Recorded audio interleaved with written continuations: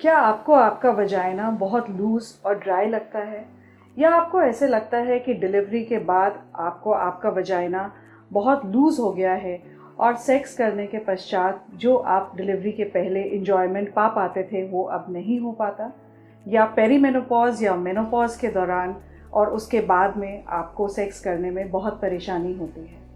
ये बहुत सारे ऐसे सवाल हैं जो महिलाओं के होते हैं, लेकिन वो खुलकर इसके विषय में बात नहीं कर पाती क्योंकि ये बहुत ही पर्सनल क्वेश्चंस होते हैं और उनको बहुत झिझक होती है।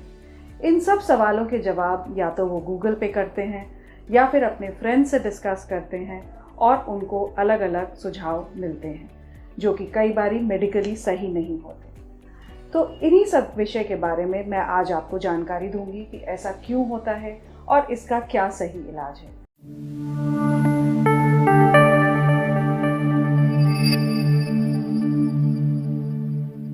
I am Dr. Amita Shah. I am a senior consultant and gynecologist practicing in Palam Vihar, Gurugram. तो सबसे पहले जानते हैं कि आपका वजाइना या योनि होता क्या है। आपका वजाइना एक पाथवे होता है जो आपकी बच्चेदानी को कनेक्ट करता है बाहर के एनवायरनमेंट से, और बच्चेदानी में जब बच्चा डेवलप होता है तो वो वजाइना के थ्रू बाहर डिलीवर होता है।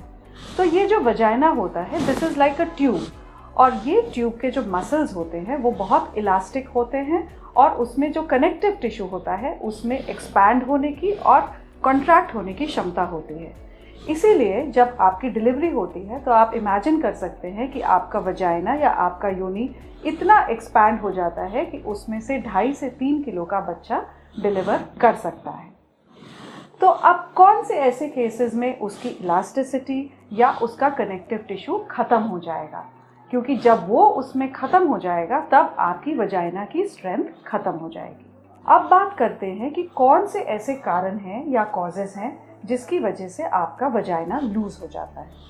तो सबसे पहला कारण होता है डिलीवरीज। अगर आपकी मल्टीपल डिलीवरीज हुई हैं या फिर बहुत बड़ा बच्चा आपने डिलीवर किया है, मान लीजिए 3.5 किलो का, 4 किलो का, या फिर अगर इंस्ट्रूमेंटल डिलीवरीज हुई हैं, मान लीजिए फॉरसेप्स लगाया गया है या वैक्यूम लगाया है, या फिर अगर आपकी होम डिलीवरीज हुई हैं जिसमें बहुत डिफ़िकल्ट लेबर रहा है, तो उस कंडीशन में जो आपके वजाइना में जो इलास्टिक और मस्कुलर टिश्यू हैं वो टूट जाते हैं। सो उनके टूटने से आपका वजाइना लैक्स हो जाता है और लूज़ हो जाता है। दूसरा कारण होता है इंक्रीजिंग एज, जिसको हम पेरीमेनोपॉज या मेनोपॉज कहते हैं। अब मेनोपॉज का मतलब ये होता है कि आपके शरीर में ईस्ट्रोजन धीरे धीरे कम हो रहा है। तो जैसे जैसे ये ईस्ट्रोजन कम होता है आप देखेंगे कि आपके जो वल्वल एरियाज़ हैं या वजाइनल एरियाज़ हैं वहाँ के जो ब्लड सप्लाई होती है उस एरिया में धीरे धीरे कम होने लगती है। तो उसकी वजह से उस एरिया की थिनिंग होने लगती है, उसमें ब्लड सप्लाई ख़त्म होने लगती है और उसकी इलास्टिसिटी कम होने लगती है। इसीलिए मेनोपॉज के बाद सेक्स करना थोड़ा सा मुश्किल हो जाता है या थोड़ा सा पेनफुल हो जाता है। तीसरा कारण होता है अगर आप अपनी सेक्सुअल एक्टिविटी जल्दी शुरू कर देते हैं तो उसकी वजह से भी आपका वजाइना लूज़ हो जाता है। मेरे पास अक्सर यंग गर्ल्स आती हैं जिनकी शादी होने वाली होती है 25-26 साल में, और वो कहते हैं कि क्योंकि उनकी सेक्सुअल एक्टिविटी पहले से शुरू हो गई थी तो अब उनका वजाइना लूज़ हो गया है और उनको टाइटनिंग करवानी है। अब मैं आपको 5 ट्रीटमेंट ऑप्शंस बताऊंगी जिससे आप वजाइनल टाइटनिंग कर सकते हैं। सबसे इम्पॉर्टेंट है कीगल्स एक्सरसाइज। ये एक बहुत सिंपल एक्सरसाइज है जिसमें आपको अपने वजाइनल मसल्स की टाइटनिंग करनी होती है।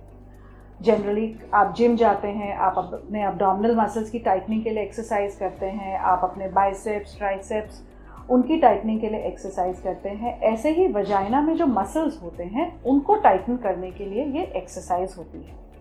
ये एक्सरसाइज आपको हमेशा करनी चाहिए, स्पेशली डिलीवरी के बाद तो बहुत ज़रूरी है ये एक्सरसाइज करना। सो ये एक्सरसाइज एक्चुअली होती क्या है? एक्सरसाइज में आपको अपने नीचे के मसल्स को टाइटन करना है। आपको ऐसे इमेजिन करना है कि आपको बहुत ज़ोर से यूरिन जाना है और आपको प्रेशर है और आसपास कोई टॉयलेट नहीं है, तो आप क्या करते हैं? अपने नीचे के मसल्स को टाइटन अप कर लेते हैं। तो आपको इसी तरह अपने नीचे के मसल्स को टाइटन करना है।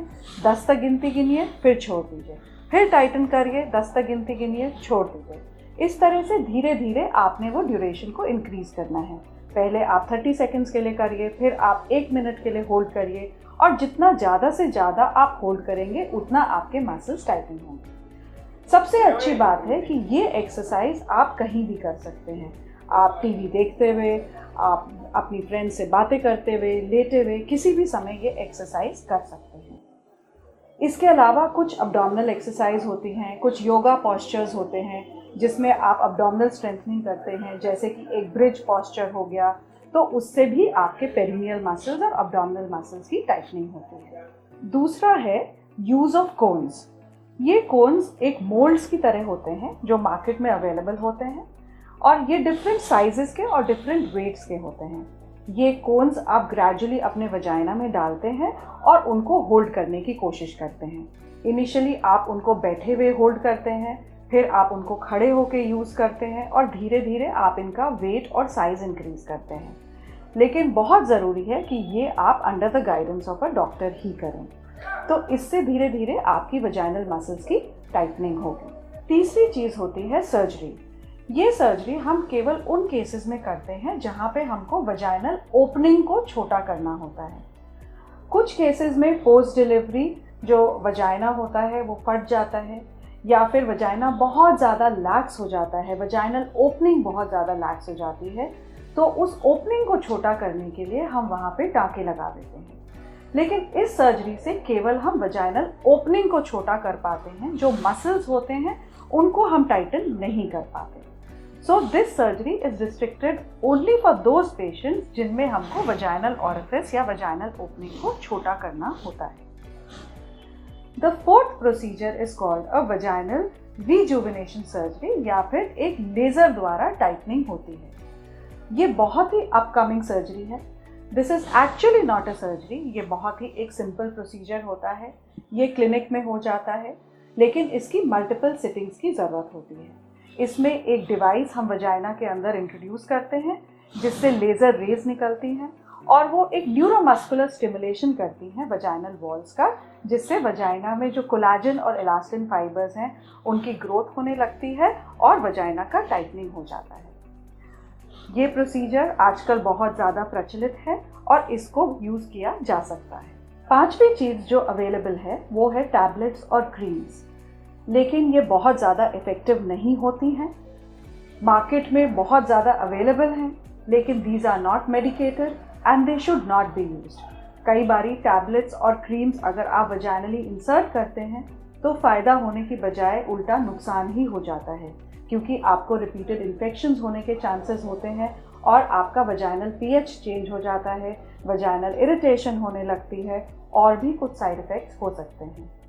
कुछ मेनोपॉजल विमेन में हम ईस्ट्रोजन क्रीम्स यूज़ करते हैं, लेकिन वो भी आप तभी यूज़ करें जब आपके डॉक्टर ने आपको ये सलाह दी हो।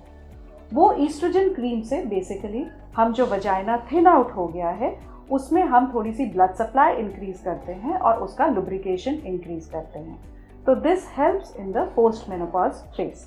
सो वजाइनल टाइटनिंग से रिलेटेड आपको बहुत सारी इन्फॉर्मेशन गूगल पे मिलेगी, लेकिन कुछ भी इस्तेमाल करने से पहले ज़रूर अपने गायनेकोलॉजिस्ट से सलाह लें और जो उनकी एडवाइस है उसी को फॉलो करें।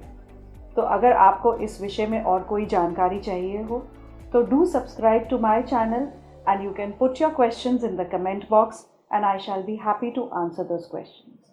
Thank you.